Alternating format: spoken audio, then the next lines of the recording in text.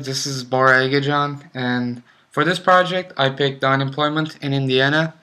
I picked this topic because when I thought about a market failure in my own community, it was the first thing that I remembered, um, because it was one of the most major market failures in my community. So let's look more deeper into this. In the United States, this graph shows the unemployment and employment rate in the United States. After 2008, we see a huge spike on the unemployment rate, and then we see a huge plummet in the employment rate. Now let's look more deeply into just Indiana. In Indiana, at 2008, January of 2008, we see that its unemployment rate is about 4.6. Currently, this is hovering about unemployment rate of Indiana is hovering about 9.1%. So there's about a 4.5% increase in the unemployment rate in Indiana. Why is that? Well, basically, this is because the demand for the products and demands for the products that companies are producing in Indiana are going down. If the demand goes down, the company doesn't have to produce as much. So if they don't have to produce as much, they don't need much workers. So when that happens, the total demand for the workers goes down, as demonstrated as the second line on this graph.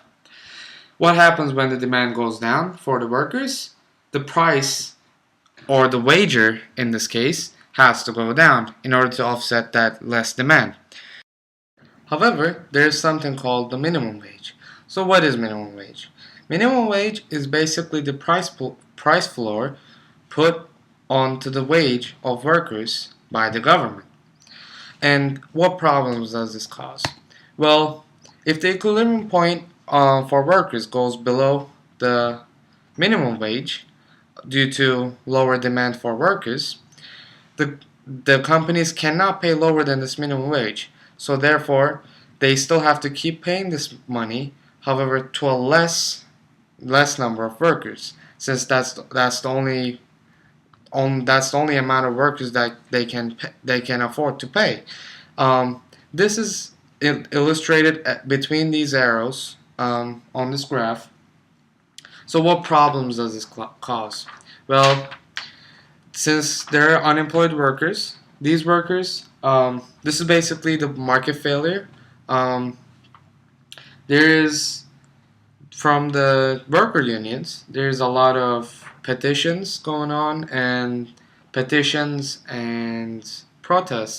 going on against the government, in order to offset these unemployments.